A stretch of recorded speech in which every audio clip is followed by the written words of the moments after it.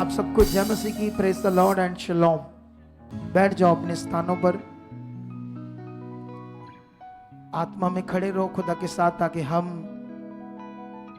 इन सब बातों को सीखें, परमेश्वर के पवित्र वचनों को, जो हमारे लिए सिर्फ और सिर्फ परमेश्वर के वचनों में ज्ञान में जीवन है, संसार में नहीं।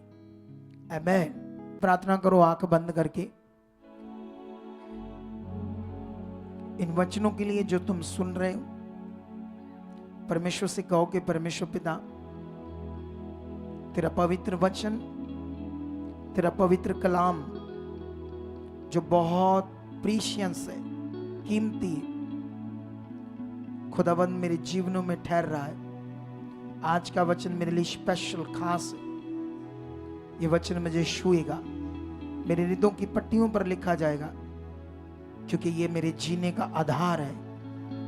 इसी से मैं जीवन पाऊंगा, इसी से मैं तेरी इच्छा पूरी करूंगा और तुझ में बना रहूंगा। और मेरा विश्वास है इसे कोई अंधकार की शक्ति चुरा ना पाएगी, क्योंकि ये मेरे लिए, मेरी बुद्धि खुल चुकी है, मैं एक्टिव हो चुका हूं। मुझे बहुत सारी बुद्धि, ज्ञान, समझ से आप ब्लेस कर चुके हो। ऐसा हो चुका है प्रभु यीशु मसीह के नाम से। आमीन ऊंचा बोलते हुए। तो अभी एक बात मैं आप लोगों से करता हूं, एक क्वेश्चन करता हूं। आपका सबसे बड़ा दुश्मन कौन हो सकता है? 98% इस क्वेश्चन के सामने पास्टर क्या, कलीसियाएं क्या फेल है, नहीं बता सकते। अगर कोई सोचता हाँ मैं बता सकता हूं तो बताओ। आपका सबसे बड़ा दुश्मन, देखो हमारा सबसे बड़ा दुश्मन कौन है?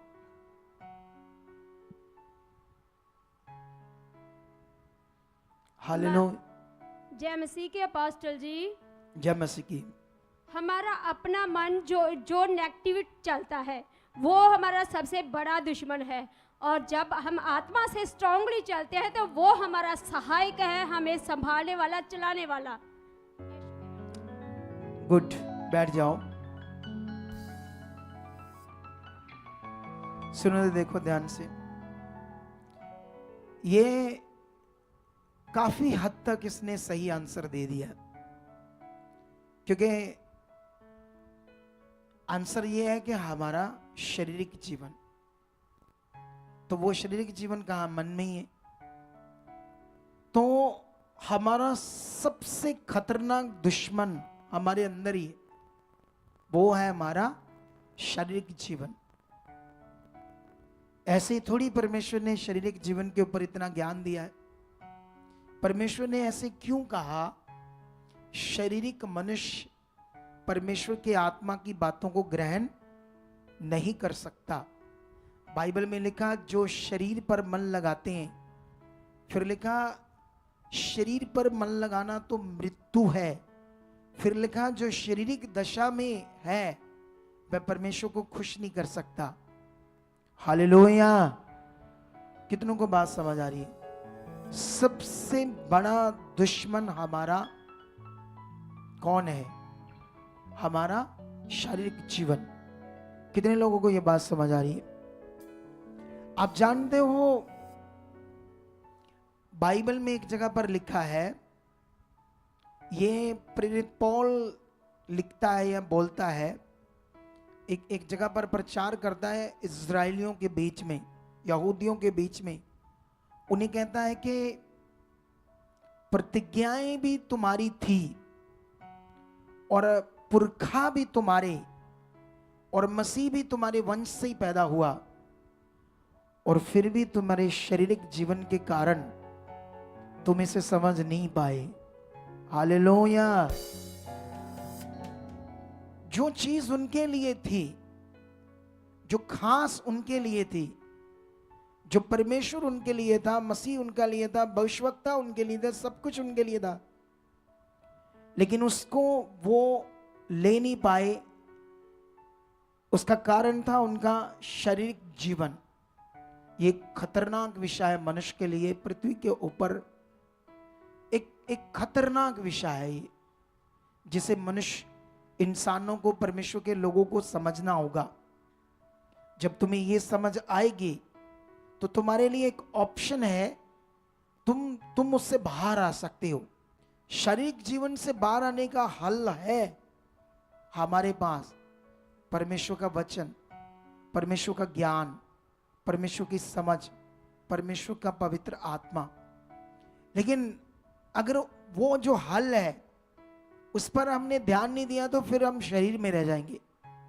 अगर हम शरीर में रह गए तो फिर जो कुछ तुम्हारे लिए बहुत अच्छा रखा है परमेश्वर ने, क्योंकि परमेश्वर ने तो अपना सारा काम पूरा किया है। वचन में लिखा, प्रभु यीशु मसीह जब क्रॉस पर चढ़े, अपना शरीर तोड़वाया, अपना पवित्र लहू बहाया, तो उसके बाद जैसे यीशु मसीह अपने प्राण छोड़ता है, प्राण छोड़ने से पहले यीशु कहता है इट इज कंप्लीट, सब कुछ पूरा हुआ। हालेलुया। परमेश्वर ने जो हमारे लिए सब कुछ पूरा किया है, आज कलीसियाएं उसे अपने जीवन में देख नहीं पा रही। कुछ कलीसियाएं कुछ देख भी रहे, कुछ लोगों को हीलिंग मिलती है, डिलीवरेंस मिलता है, छुटकारा मिलता है, जिनको मिलता है फिर हालात में जाते हैं। उसका एक ही कारण है, वो है शारीरिक जीवन। ये एक खतरनाक विषय है। इसमें जो हमारी सही बुद्धि है वो काम करना बंद कर देती है और गलत बुद्धि स्टार्ट हो जाती है, और तब हमें कोई सही चीज समझाए तो उसके बाद हमें वो उल्टा समझ आता है। जैसे आप दुनिया में जाओ, दुनिया को जाके गुड न्यूज़ दो, तो जब तुम गुड न्यूज़ देते हो प्रभु की, उसके राज्य की, तो उनको ये ज्ञान क्या समझ आता है? उल्टा समझ आता है, क्योंकि वो शारीरिक है। इस दुनिया में हमारी प्रार्थना से लोग बचते हैं। जब तुम अपनी प्रार्थनाओं में रहोगे, अपने नगर के लिए, अपने गांव के लिए, अपने शहर के लिए, इसमें बहुत सारे लोग बच चुके हैं। लोगों की बुद्धि पर पर्दा हट चुका है। परमेश्वर तेरे लोग बचा। अगर तुम इतने ईमानदार हो, परमेश्वर के साथ अपनी प्रार्थनाओं में जागते रहते हो, रूहों को बचाने की सेवा में ध्यान देते हो, तो ये बड़ा विषय है।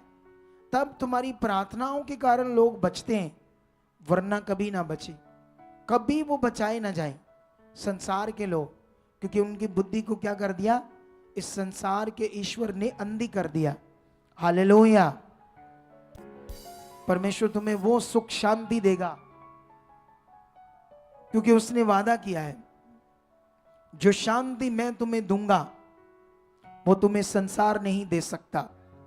ऐसे प्रभु यीशु मसीह ने कहा है। वो शांति, वो सुख परमेश्वर के पास है। वो कैसे है, इसे हमें समझना होगा। सारी बीमारियां इस दुनिया में पाप के कारण है, क्योंकि मनुष्य के अंदर पाप है, उसके ब्लड के अंदर पाप है। सुनो ध्यान से इस ज्ञान को। पाप करने से बीमारियां उत्पन्न होती है, पाप करने से।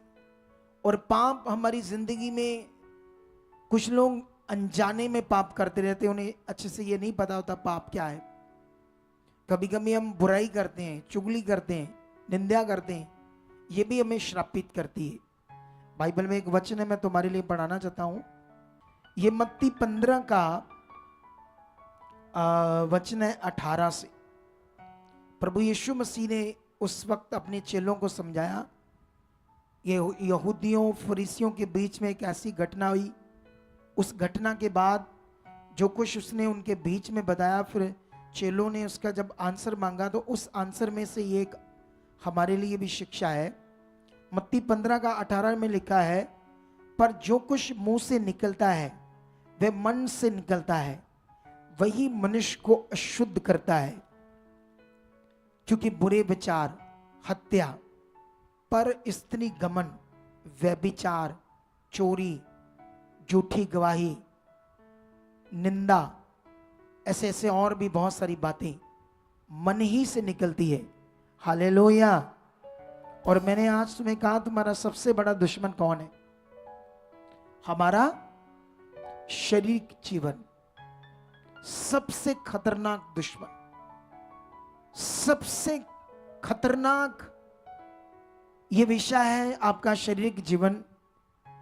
बाइबल में बहुत कुछ है शरीर और आत्मा के ऊपर सीखने वाला। मैं तुम्हें कितनी उदाहरणें दूं, कितने राजाओं के बारे में समझाऊं। आप जानते हो दाऊद बाइबल में सबसे पावरफुल राजा गिना गया, लेकिन बाइबल ये कहती है वो भी दुष्ट की जुक्ति में आकर फंसा, वो भी जब फंसा उससे व्यभिचार हुआ, बड़ा कुछ उसके साथ बुरा हुआ, क्योंकि वो फंसा। क्योंकि हम यहां से सीखते हैं ना कि कब शरीर काम करता है, लेकिन उसकी क्वालिटी ये थी कि उसने जल्दी अपने आप का मन फिराया और परमेश्वर के वचनों को पकड़ कर रखा, वफादारी से बढ़ता गया, जिससे जितना उसका लॉस हुआ उसके बाद परमेश्वर ने उसे बढ़ा तो बढ़ाया, एक पावरफुल राजा गिना गया, सब राजाओं से ताकतवर राजा गिना गया है उसकी भक्ति के कारण। लेकिन फिर भी जब वो फंसा, उसका लॉस हुआ, उसका नुकसान हुआ। आप जानते हैं जब अब्राहम और लूत, और अब्राहम लूत को गाइड करता था एज ए टीचर, है ना। जैसे मान लो मैं आपको टीच करता हूं, जैसे हो सकता है मेरा भाई है एक पास्टर यहां बैठा है, रियल में एक ही मां से हम दोनों जन्मे, मैं उसको भी गाइड करता हूं, तो मैं ऐसे इस नाते से क्या हुआ, उसका अगुआ हुआ ना, टीचर। तो लूत चाहे भतीजा था, लेकिन फिर भी अब्राहम उससे टीच करता था, और बाइबल कहती है वो बड़ा फलवंत हो रहा था। लेकिन एक बार लूत और अब्राहम दोनों के नौकरों के बीच में झगड़ा होता है, जमीन को लेकर, बिजनेस को लेकर, कामों को लेकर। और ये झगड़े का कारण था लूत, क्योंकि अपने नौकरों के सामने कुछ ना कुछ वो ऐसी बातें करता था अब्राहम के खिलाफ। शरीर का जीवन चेक करो, अब्राहम ऐसा है, अब्राहम वैसा है, क्योंकि अब्राहम उससे ज्यादा रिच हो रहा था, ज्यादा फलवंत हो रहा था। अब्राहम का दिल साफ था, वो आत्मा में था, लेकिन झगड़े का कारण था मालिक की खुसर फुसर बातें, फालतू शारीरिक बातें उनके अंदर थी, जिसकी वजह से झगड़ा होता है। फिर वो अलग अलग होते हैं। लेकिन उसके बाद क्या होता है, बाइबल ये कहती है कि 5 राजाएं और 4 राजाएं के बीच में युद्ध होता है, और जिस तरफ लूत रहता है सदोम और अमोरा की तराई में, उस तरफ के 5 राजा और दूसरी साइड के 4 राजा इनको जीत लेते हैं। सोचो 5 राजा हार जाते हैं 4 राजाओं से, 5 राजाओं की फौज भी उनके साथ, पत्नियां भी, पैसा धन दौलत उनके पास, और लूत भी फंस जाता है बंदी बनाकर, उसे भी अपने साथ, उसके सारे नौकरों शाकरों को, चीजों को वो ले जाते हैं। जब अब्राहम को ये बात समझ आती है, सुनने में आती है, सिर्फ 318 जो युद्ध में निपुण किए थे उसने आत्मा से परमेश्वर के साथ चलाकर, 318 लोगों के द्वारा वो उन राजाओं से युद्ध करता है। सोचो इतने बड़े राजा, इतनी फोर्स, 318 क्या है इसके युद्ध करने वाले लोग। लेकिन इसके साथ कौन था, अब्राहम के साथ कौन था, परमेश्वर। लेकिन जब अब्राहम उसे छुड़ाता है, ले आता है, उन्हें मारता है राजाओं को, उसे फिर भी नहीं समझ आती कि इसके ऊपर कैसी ग्रेस है। हालेलुया, कि मुझे इसके अधीन रहना चाहिए था, जो ये समझाता था मुझे मानना चाहिए था। उसे ये भी नहीं समझ आती कि ये 318 लोगों से इतने बड़े राजाओं को पराजित कर देता है, तो इसके ऊपर एक ग्रेस है। जब तक वो उस ग्रेस के नीचे रहा, वो भी फलवंत होता रहा। लेकिन बाइबल कहती जब उस ग्रेस से बाहर जाता है अपने शरीर के कारण, तो नाशित होता है। हालेलुया, क्या होता है, नाशित उसका परिवार क्यों होता है?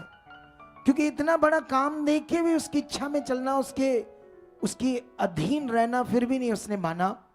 उसके बाद वो जिस देश में रहता है वहां इतना पाप बढ़ जाता है कि सारे मर जाते हैं। अब्राहम की भी आधी फैमिली खत्म हो जाती है। कितना कुछ, सॉरी अब्राहम नहीं, लूत के साथ कितना नष्ट होता है, उसकी चीजें, धन दौलत सब कुछ खत्म हो जाता है, सिर्फ अधीन ना रहने की वजह से। कितनों को बात समझ आ रही है? अधीन रहना एक बड़ा विषय है। जिससे तुम क्या करते हो, राइट डायरेक्शन में रहते हो। अधीन रहने से जब कोई भी बंदा, चाहे यहां वर्शिप करते हैं, चाहे टीम है, कैमरा करने वाले हैं, सेवा करने वाले, अगर अपने आप को अधीन मानकर कर रहे हैं, तो ये राइट जो मैं बताऊंगा या बोला जाएगा ये पकड़कर करेंगे तो ये राइट बढ़ते जाएंगे। जब ये शारीरिक होंगे, अपनी बात करेंगे, अपने तरीके से चलेंगे, फंसेंगे, शैतान इन्हें फंसाएगा, आगे पीछे करेगा। समझ आ रहा है या नहीं आ रहा आज आपको? लेकिन यहां पर यह विषय आपको पकड़ना होगा कि हमारा सबसे बड़ा दुश्मन कौन है। हालेलुया। हमारा शारीरिक जीवन। मैं आज तुम्हें अफिसियों से युद्ध के विषय में पढ़ाऊंगा। इसके लिए तुम्हें मैं आज खास पॉइंट्स सिखाऊंगा जो तुम्हें पकड़ने होंगे अपने जीवन में। हालेलुया। ऊंचा बोलो और ऊंचा बोलो हालेलुया। यह अफिसियों का हम 6 अध्याय पढ़ेंगे आज। इसको आज इस चैप्टर को युद्ध के विषय में अच्छे से सीखना होगा तुम्हें। ठीक है? क्या तुम अच्छे से सीखना चाहते हो आज इस वचन को? ठीक है, तो हम पढ़ेंगे अफिसियों चैप्टर 6 उसका 10 वचन से। लिखा है, इसलिए प्रभु में और उसकी शक्ति के प्रभाव में बलवंत बनो, परमेश्वर के सारे हथियार बांध लो कि तुम शैतान की युक्तियों के सामने खड़े रह सको। बाइबल में परमेश्वर का वचन है हमारे लिए कि तुम परमेश्वर में और उसकी शक्ति के प्रभाव में क्या बनो, मतलब उसके पावर, जो परमेश्वर की पावर है। हालेलुया। जो पावर एलिया के अंदर काम करती थी, उसके धार्मिकता के कारण, उसके अच्छे रिश्ते के कारण, उसके विश्वास के कारण, उसके भरोसे के कारण जो पावर एलिया के अंदर काम करती थी, बाइबल में लिखा उस पावर से वो उस टाइम सरकार मसीह लोगों को सता रही थी, जैसे आज भी। हालेलुया। तो उस सरकार भी उन लोगों के साथ थी जो गलत लोग थे। उस समय एक बाल देवता था, मतलब शैतान। बाइबल में लिखा है कि वो बाल जो था, लोग इजरायली या अन्य जाति, बीच में इजरायली भी उसको मानते थे, बेवकूफ बन जाते थे। उनका मानना था कि जितनी बारिश होती है, बादल आते हैं, आकाश से वर्षा होती है, सूरज की जो ऊर्जा है, हवा है, सब चीजों पर जो अधिकार है उस बाल का है। आग पर भी, हर चीज के ऊपर उसका अधिकार है। इसीलिए एलिया ने कहा, आज पता चल जाए कि यहोवा परमेश्वर है या बाल परमेश्वर है। एक वेदी बनाओ और उस वेदी के ऊपर बलि रखो, और जो आसमान से, क्योंकि आसमान का उसको परमेश्वर मानते थे, बाल को, जो सोचते थे कि सारियां चीजों पर उस अधिकार उसके हाथ में। इसीलिए उसने कहा जो आसमान से आग को ले आएगा वही परमेश्वर होगा। और ये काम एलिया ने किससे किया? जो उसके अंदर पावर काम कर दी, जो उसके अंदर वो रिश्ता था। बाइबल कहती एलिया के बारे में जितना मुझे समझ आए, एलिया को ना तो उसने बाइबल में शादी की, ना उसने कभी किसी को बुरी नजर से देखा। वो एक जंगली जैसे मनुष्य होते हैं ऐसे मनुष्य था। कैसे था? एक जंगली की तरह, जैसे उसको दुनिया से कोई मतबल नहीं, सिर्फ परमेश्वर से मतबल था, सिर्फ उसकी इच्छा से मतबल था। कोई महंगा कपड़े नहीं चाहिए, घड़ियां नहीं चाहिए, सोना नहीं चाहिए, चैनियां नहीं चाहिए, बस खुदा की इच्छा उसके अंदर काम कर दी। इतनी पवित्रता ही, इतना तगड़ा मन। इसीलिए तो स्वर्ग से स्वर्गदूत अग्न में रथ उसको बैठाकर लेकर गई, ऐसे ले गई उसको। सोचो कितनों को बात समझ आ रही है? तो वो उस आग को उस पावर से लेकर आया जो उसके अंदर काम कर रही, और वही पावर आज तुम्हारे अंदर काम करेगी। क्या तुम्हें ये पावर अपने अंदर काम करना लेना चाहते हो? तो फिर अपने शारीरिक जीवन को खत्म करना होगा। शारीरिक जीवन को काम नहीं करने देना। अगर शारीरिक जीवन काम करेगा तो परमेश्वर की पावर भी काम नहीं करेगी। फिर हालात में रहेंगे, किसी दुख में, प्रॉब्लम में, मुश्किल में रहेंगे, फिर कुड़कुड़ाते रहेंगे, सोचते रहेंगे। कुछ लोग मेरे बारे में आगे पीछे बोलते रहेंगे, मुझे तो कोई फर्क नहीं पड़ता, कोई भी कुछ बोले, चाहे मेरी बदनामी करे। पिछले दिनों में इतना रोला रोला पाया लोगों ने, मुझे कोई असर नहीं इसका। मुझे पता है मैं किसका काम करता हूं, मैं किसके सामने चलता हूं। अगर मैं तुम्हें इतना ये ज्ञान देता हूं आत्मिक, तो सोचो मैं खुद नहीं लेता होगा? बोलो, अगर ये ज्ञान खुदा मुझे देता है, इसका मतलब मैं उसके सामने कैसा हूं ये बस मेरा परमेश्वर जानता है। मुझे मनुष्यों को प्रूफ करने की जरूरत नहीं। हालेलुया। इसीलिए अपना ध्यान बढ़ाओ। और वापस हम इस वचन पर आते हैं, पावर के ऊपर। वचन में लिखा उसकी शक्ति, उसकी पावर और उसके प्रभाव में क्या बनो? किसने बनना? ये बलवंत तुमने। तुम्हारा काम है कैसे बनना तुमने बलवंत, उसके प्रभाव में, उसकी शक्ति में। ये तुम्हें पकड़ना होगा वचन। ये ऐसे नहीं बना जाएगा, ऐसे ओ परमेश्वर परमेश्वर परमेश्वर मेरे ते दया कर, मैंने पावर दे दे, पावर दे दे, पावर दे दे, पावर। ऐसे नहीं, ऐसे मांगने से नहीं होगा। ये प्रैक्टिकली जीवन जीने से पावर काम करेगी। हालेलुया। कितनों को समझ आ रही है? ये प्रैक्टिकली परमेश्वर के साथ चलकर पावर काम करती है। अगर ये बात शद्रक, मेशक, अबेदनगो को पता ना होती तो आज हम पढ़ रहे होते ऐसे। कैसे पढ़ रहे होते? उन्होंने मूर्ति के आगे मत्था नहीं टेका और परमेश्वर के लिए अपनी जान दे दी। वो जब जलते हुए आग के भट्टे में फेंके गए, उनकी हड्डियां सड़गी, सवा होगी, पर उन्होंने परमेश्वर शैतान के सामने घुटने नहीं टेके। फिर ऐसे प्रचार कर रहे होते।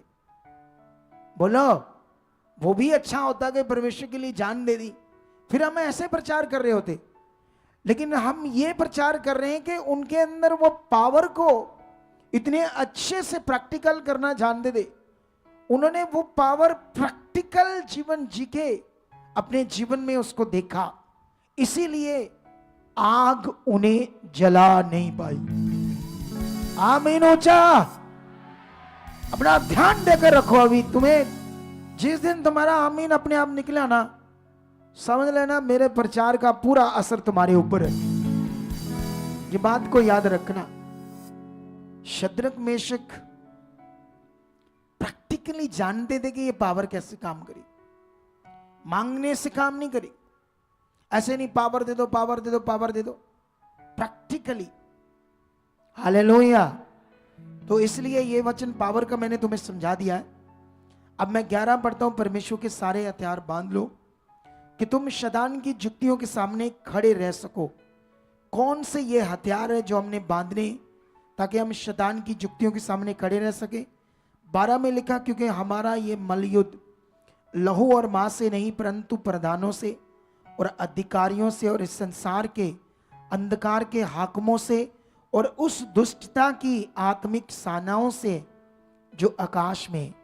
ये तो तुम्हें पढ़ने से क्लैरिटी मिल गई। हमारा जो युद्ध है वो किसी भी धर्म से नहीं, किसी भी जाति से नहीं, किसी भी इंसान से नहीं। जिन्होंने यीशु मसीह को ग्रहण कर लिया है, उनका युद्ध अब शैतान और उसकी सेना से, दुष्ट आत्मिक सेनाओं से जो कॉन्टिन्यू पृथ्वी पर काम कर रही है, संसार में भी काम कर रही है और बिलीवर के बीच में भी काम कर रही है। उनसे हमारा युद्ध है। कैसे ये युद्ध हमने लड़ना है, इसके लिए परमेश्वर ने कुछ वचन दिया आपको। इसे मैं पढ़ाऊंगा और तुम्हें सुनना होगा, समझना होगा ये वचन क्या है। हालेलुया।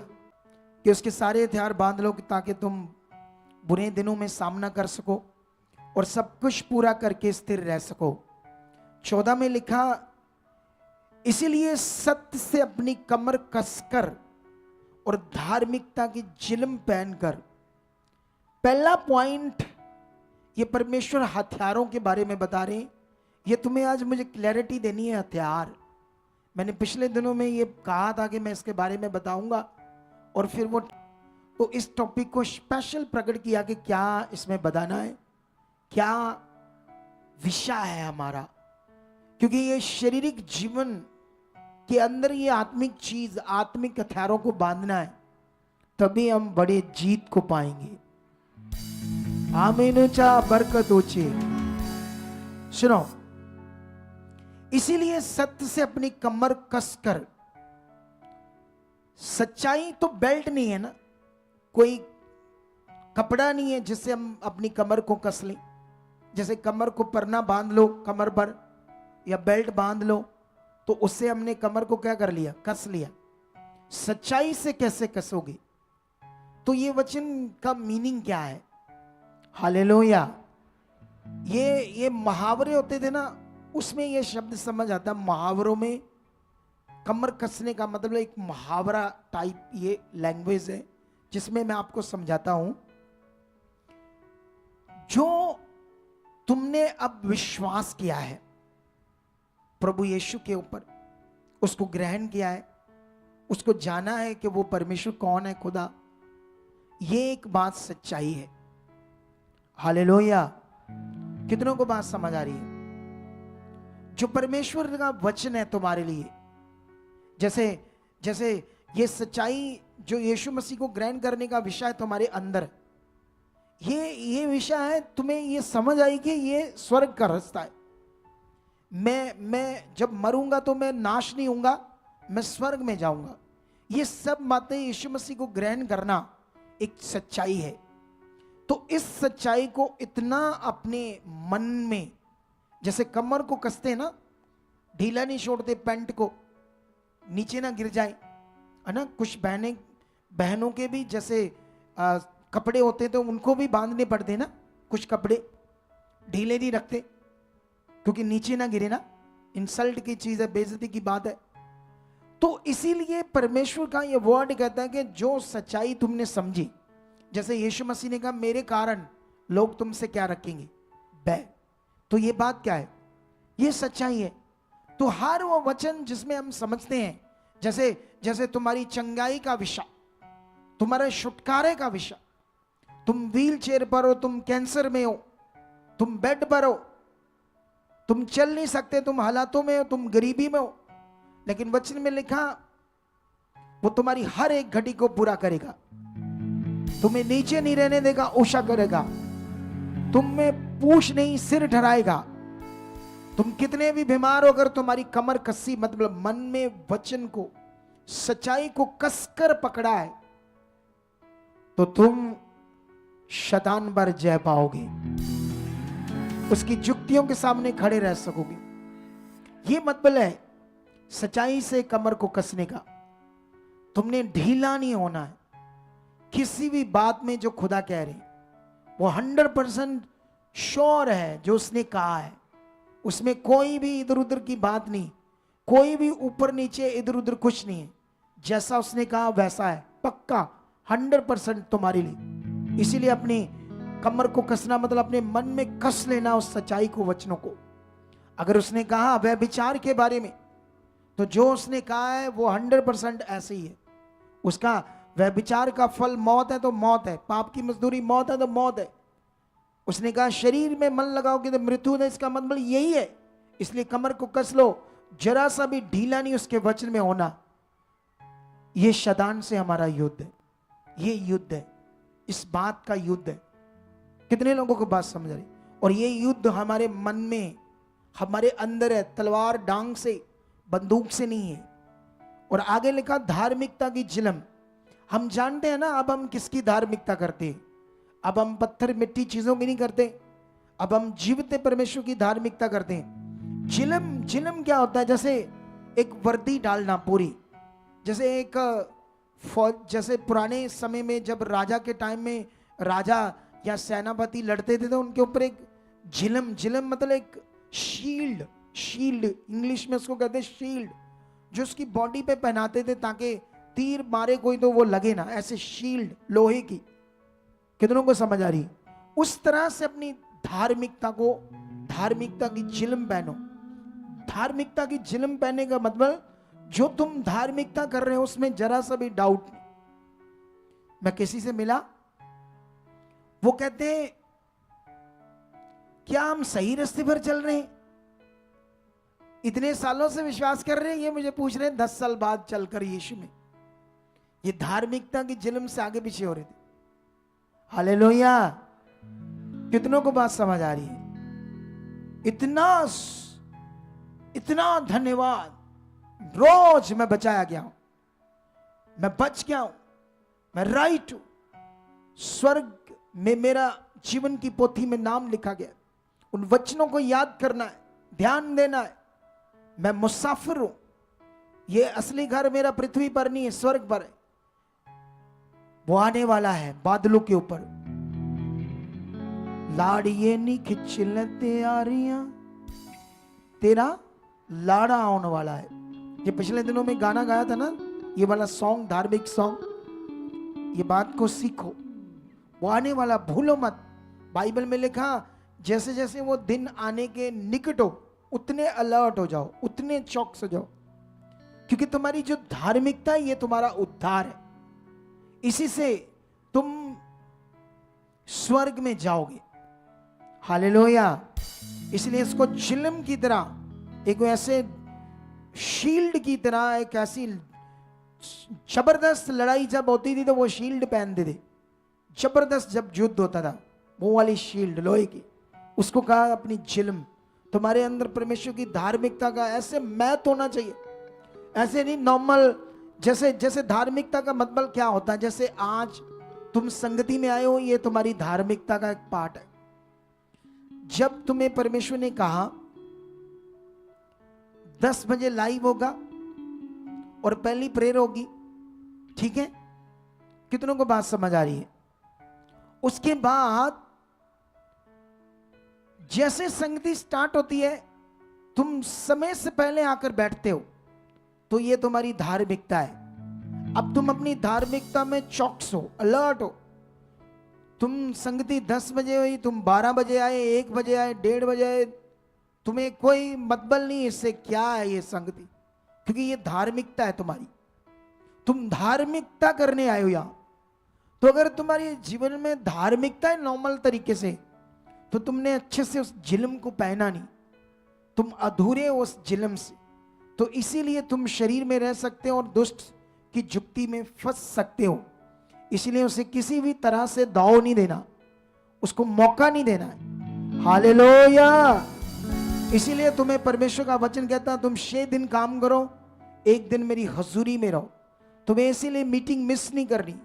तुम्हें करोड़ रुपए का ऑर्डर मिल जाए, 10 करोड़ का प्रॉफिट हो, जिस दिन तुम्हारी संगति है उसको साइड पर कर दो, वो तुम्हें 100 करोड़ का प्रॉफिट देगा। इतना ताकतवर परमेश्वर है।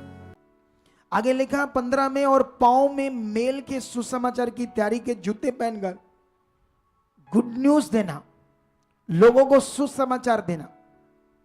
अगर तुम डरते हो तो तुम्हारा ये वाला हथियार तुमने बांधा नहीं।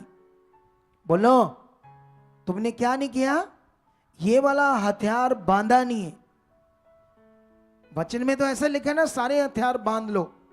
तो उन हथियारों के बारे में परमेश्वर बात कर रहे। अगर तुम लोगों को गुड न्यूज नहीं दे रहे, सुसमाचार नहीं दे रहे, अगर तुम्हें सुसमाचार देना नहीं आता, तुम्हें शर्म आती है या तुम्हारा मन नहीं करता, प्रेयर करो, परमेश्वर के सामने जाओ, मुझे बताओ परमेश्वर, मुझे यूज करो, कैसे करना ये तेरा पवित्र काम, कैसे ये सुसमाचार की जूती पहननी है मुझे, कैसे ये जूते पहनकर बड़े स्ट्रांग चलना है इस काम में। जूते पहनने का मतलब क्या है? स्ट्रांग काम करना, स्ट्रांग चलना है इस काम में, इतना मेल मिलाप का काम करना परमेश्वर के लिए। ये एक हथियार है, इसे भी बांधना है। हालेलुया। और आगे लिखा, और इन सब के साथ विश्वास की ढाल लेकर स्थिर रहो, जिससे तुम उस दुष्ट के सब जलते हुए तीरों को बचा सको। और 17 में लिखा, उद्धार का टोप। 2 बातें अभी तुम्हें समझानी है। और आत्मा की तलवार, जो परमेश्वर का वचन है, ले लो। सुनो इधर देखो, जब लड़ाई करते हैं राजाओं के बीच में, जंग में, युद्ध में, तो 2 चीजें मेन उनके हाथ में होती है, एक ढाल और एक तलवार। युद्ध में ये 2 चीजें बड़ी काम करती है। तो परमेश्वर ने हमारे लिए ये आत्मिक युद्ध है जो शैतान के साथ, हमारे विश्वास को हमारी ढाल कहा है, और वचन को परमेश्वर की क्या कहा है? तलवार कहा है। वचन को क्या कहा है? तलवार कहा। जो परमेश्वर का वचन है ले लो। सुनो ना, देखो ध्यान से। अब ये बड़ा विषय है, क्योंकि जितने भी अटैक होते हैं, है ना, जैसे मान लो कोई भी अटैक आया, अगर तुम्हारा विश्वास डगमगाया, है ना, जैसे शद्रक मेशक का अगर विश्वास डगमगा जाता तो वो सड़ जाते, जल जाते आग में। उनका विश्वास डगमगाया नहीं।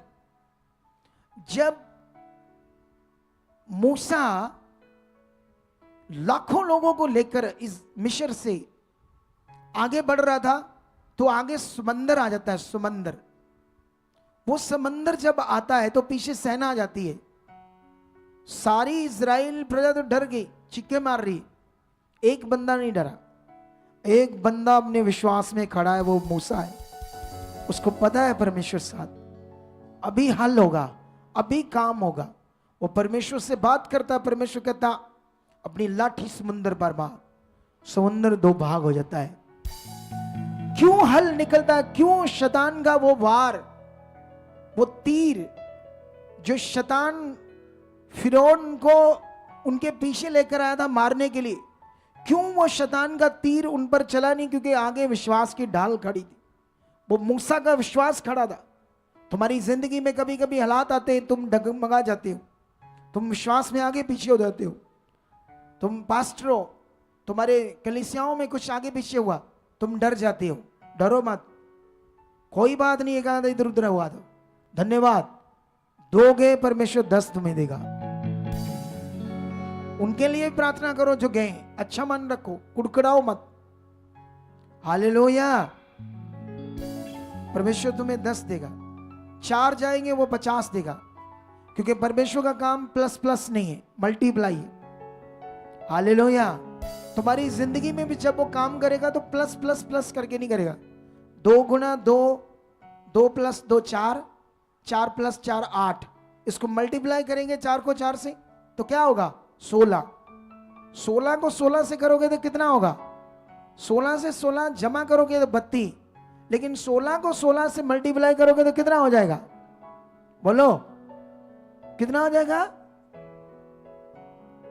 16 को 16 से गुना करोगे तो 60 हो रहा था। वाह कोड, ए भी बच्चे ही है। वो तो मैंने बोल दिया 64 है, वो जमा है। 16 को 16 से करेंगे, मुझे एकदम है 256, 256। सोच लो, ये खुदा का काम है। ऐसी आशीषें खुदा के पास। क्या तुम रेडी हो? क्या तुम सबसे बड़े अपने दुश्मन को खत्म करने के लिए रेडी हो? जो आपका सबसे बड़ा दुश्मन है, आपका शारीरिक जीवन, आपके सारे कामों को खराब करेगा, आपकी आशीष को रोकेगा, आपके काम को, अपनी सेवा को गड़बड़ कर देगा, तुम्हारा शारीरिक जीवन। इस पर फोकस बनाओ, फोकस कंटिन्यू। इसमें कभी मत फंसना, क्योंकि बाइबल ये कहती है जब तुम यीशु मसीह को ग्रहण किया, बपतिस्मा लिया, तो उसके साथ गाड़े गए।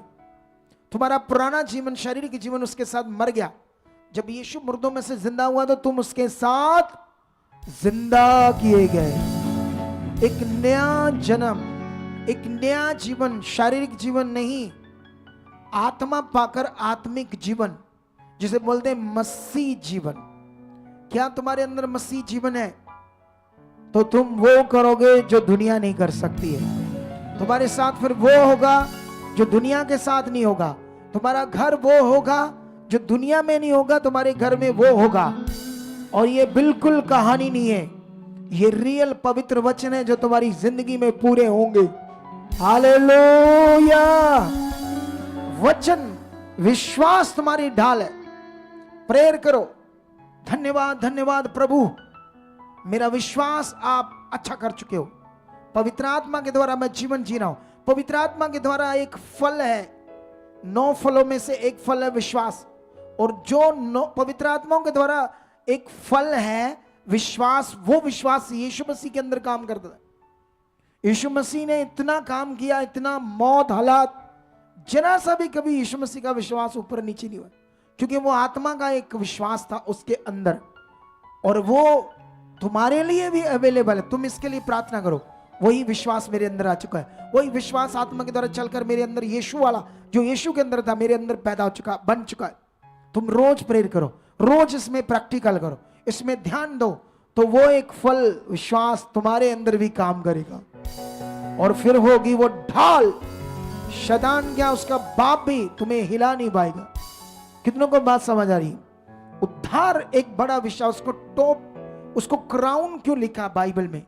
उद्धार को क्राउन मतलब उसको मुकुट क्यों कहा है, टॉप क्यों कहा है? हालेलुया।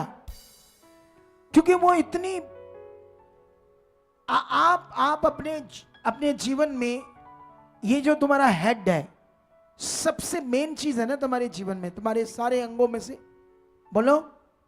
जब हम परमेश्वर के सामने झुकते हैं तो उसका मूल हमारा हेड, ब्रेन, हमारा ये हेड है।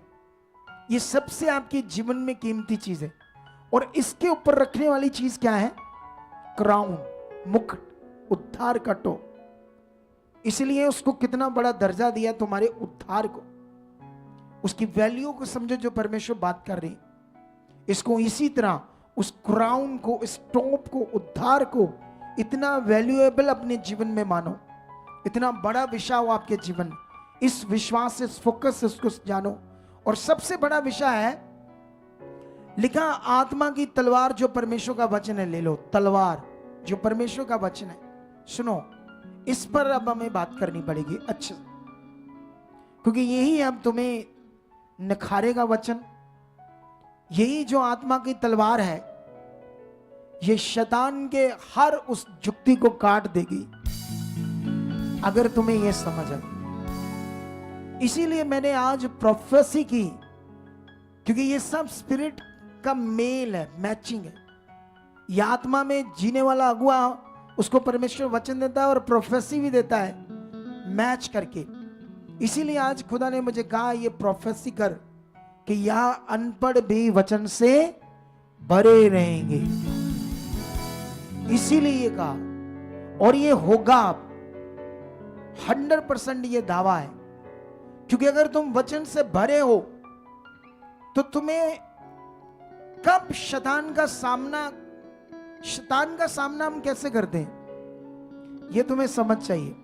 देखो बाइबल में लिखा, जब मूर्ख बोलता है तो जब वो मूर्ख कोई बात करता है तो तुम चुप रहो। हालेलुया। क्योंकि अगर तुम मूर्ख के साथ बोलोगे तो विवाद हो जाएगा। कितनों को बात समझ आ रही है? यहां हमें अब हमारे अंदर वचन है तो ये तलवार है। हमें पता है कहां शैतान कब किसके मुंह से बात करेगा तुम्हारा मन खराब करने के लिए। अगर तुम्हारे अंदर आत्मा की तलवार काम कर रही है तो तुम शैतान की जुक्ति तुम्हारे घर से भी हो सकती है, तुम्हारे किसी अपने जी के द्वारा भी काम कर सकती है, तुम्हारे बेटे बेटी के द्वारा भी काम कर सकती है, पति के द्वारा, पत्नी के द्वारा, रिश्तेदारों के द्वारा, बहन भाइयों के द्वारा। इस जगह पर जो विश्वासी है उनमें से भी किसी के द्वारा शैतान अपनी जुक्ति को तुम्हारे जीवन में काम कर सकता है। इसीलिए वचन तुम्हारे अंदर रहना क्या है? जरूरी है। इसीलिए परमेश्वर ने कहा, और लास्ट में एक और बड़ा विषय है, ये रह गया, ये भी तुम्हें पढ़ा देता हूं। लास्ट में लिखा, हर समय और हर प्रकार से आत्मा में प्रार्थना और विनती करते रहो, इसीलिए जागते रहो कि सब पवित्र लोगों के लिए लगातार विनती किया करो। प्रेरित पौल अफिसियों के लोगों को ये पवित्र आत्मा के द्वारा इतना बड़ा ज्ञान दे रहा है। पूरी दुनिया में ये ज्ञान नहीं है किसी भी जगह पर। क्या है? पूरी दुनिया में किसी भी धार्मिक जगह पर क्या ये ज्ञान है जो पवित्र आत्मा के द्वारा पौलुस को दिया परमेश्वर ने हमारे लिए? कितनों को बात समझ आ रही है? इसीलिए हर प्रकार से हर समय में तुम्हें प्रेयर में रहना है। और तुम्हें वचन से क्यों भरना है? अगर तुम्हारे अंदर वचन है तो ये सबसे बड़ा विषय है, ये आत्मा की तलवार है। तुम क्या करोगे फिर? उस आने वाले जुक्ति को, जो शैतान की जुक्ति तुम्हें फंसाने के लिए, सुनो, हो सकता है तुम इधर जुड़े हो, स्पिरिचुअल सन डॉटर हो, तुम्हारे 4 लोग अब आपके पास नहीं आते, इधर आते हैं, उनका मन बन गया इधर ही आना है। ये भी शैतान की जुक्ति है, तुम्हें गिराने के लिए, तुम्हें देखने के लिए। तुम्हें क्या करना है? धन्यवाद करना है। वो तो प्रभु के घर में गए, मेरे अगुए के पास ही गए, डोंट वरी, परमेश्वर पहले से भी बड़ा कर चुका। अगर ऐसा मन है, अगर ये यहां तुम्हें वचन की तलवार चलानी आती है, तो अब तुम्हारे 100 से 50 नहीं 250 होने चाहिए थे, अगर तुम्हें ये तलवार चलानी आती थी। ये नॉर्मल विषय नहीं है, जुक्तियां। हालेलुया। क्या है? ये नॉर्मल विषय नहीं है, ये पकड़ना होगा आज तुम्हें। तुम्हारे मुंह से मैं पता नहीं किससे मिला, एक बहन से मिला, पता नहीं भाई से मिला, किन से मिला।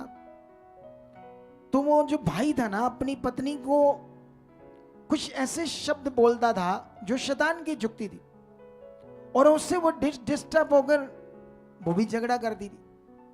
ये शैतान की जुक्ति है। तुम में से एक जन को पकड़ना होगा। अगर घर में कोई नहीं पकड़ रहा, एक पकड़ो पहले।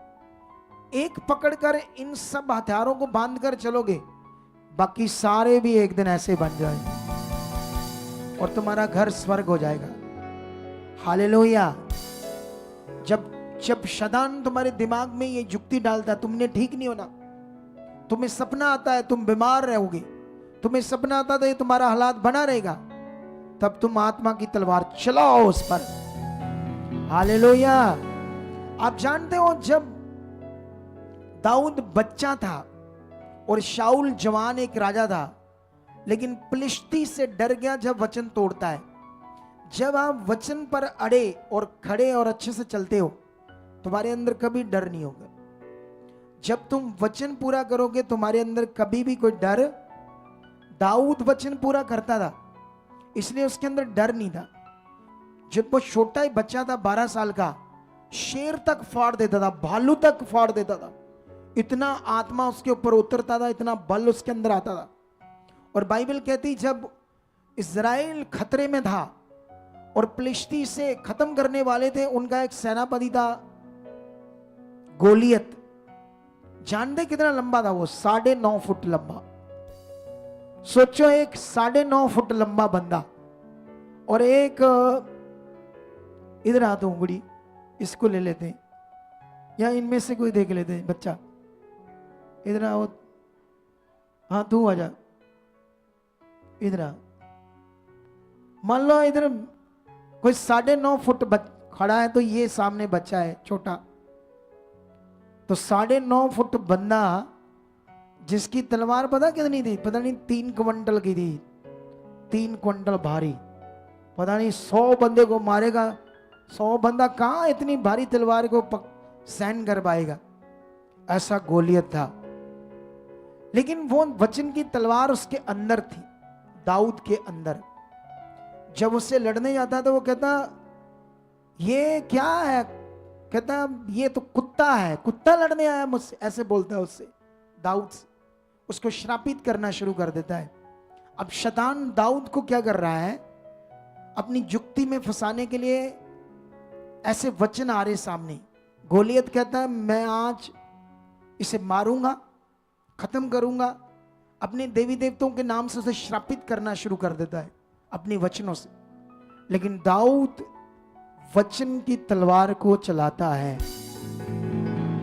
कहता, मैं सेनाओं के यहोवा के नाम से तेरे पास आता हूं।